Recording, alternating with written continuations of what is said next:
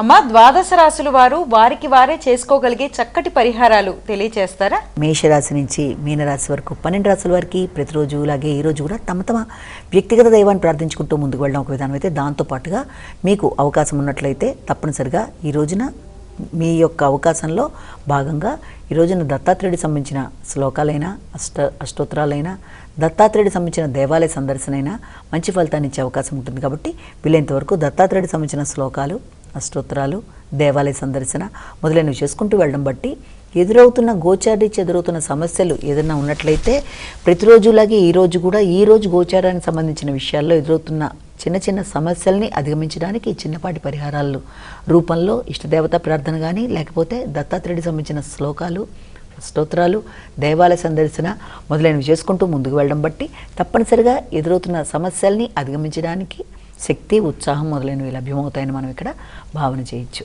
నమస్కారం.